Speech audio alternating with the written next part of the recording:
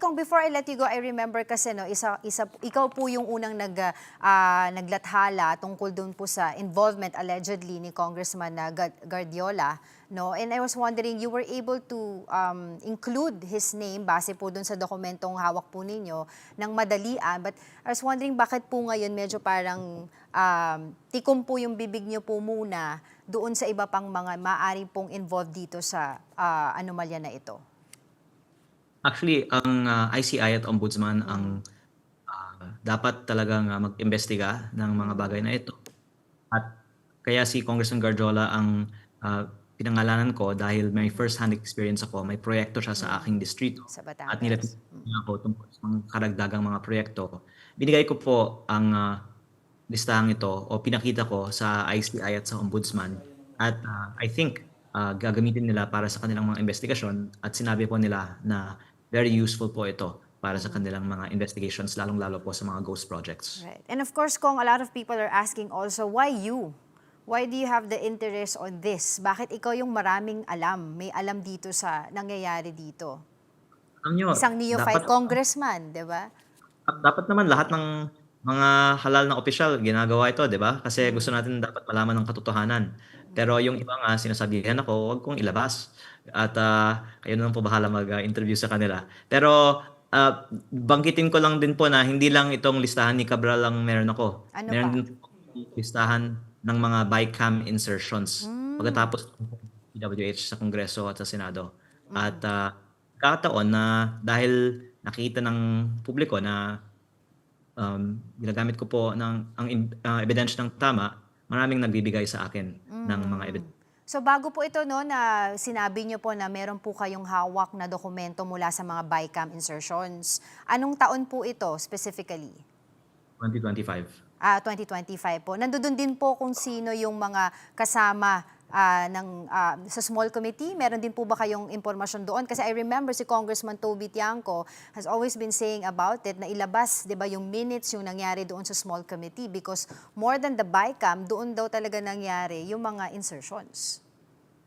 Ang meron po ako ay yung insertions mismo, hindi yung minutes. Pero masasabi ko po ay aminin na lang po natin lahat ay meron.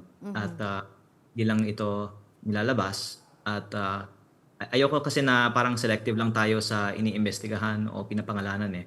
Kaya ako sinasabi ito sa publiko para huwag tayong maniwala na iilan lang ang may kasalanan. Kawawa naman Right. sila lang pinapangalanan. But dun po sa bycam na insertions na hawak po ninyo, meron po ba kaming impormasyon doon na dapat malaman, bagong impormasyon na dapat malaman? Because apparently we've been hearing reports po doon sa mga nangyari sa bycam, pero meron po ba kayong bagong isisiwalat? Marami naman na pong nasabi tungkol doon at marami din po may kopya ng listahang ito. And meron po ba kayong maaring ibahagi sa amin doon sa hawak po ninyong dokumento? Lahat po ay meron. Ngayon po, pwede po ba kayong magbahagi? Ano po ba yung nakita po ninyo doon sa bycam insertion na talagang katakataka at talagang that would incriminate somebody doon sa ginawang insertion na yun? Well, yung mga insertion themselves ay not necessarily incriminating. Kailangan ng background. Anong connection sa contractor? At mga proponent na sila din yung contractor. Baka uunahin sa mga kaso ng ombudsman. Well, of course, meron din pong nagsasabi na yung kasama din po sa small committee, si Congresswoman Stella Kimbo ay tahimik ngayon. Kasama rin po ba kayo doon sa mga nagsasabi na dapat siya rin po ay magpa-interview at magpaliwanag tungkol dito sa mga insertions dun sa 2025 national budget? Wala po ako kasi sa 19th Congress.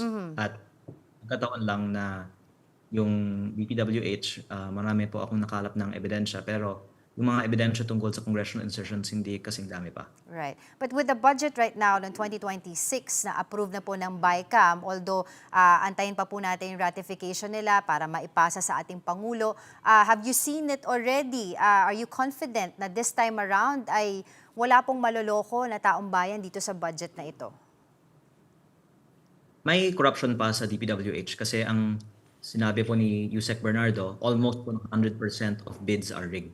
At hindi po ito nagbago. Tuloy-tuloy pa po ang lutuan ng bidding sa DPWH at ito po ay aking ipinahayag sa isang privilege speech sa Kongreso last week.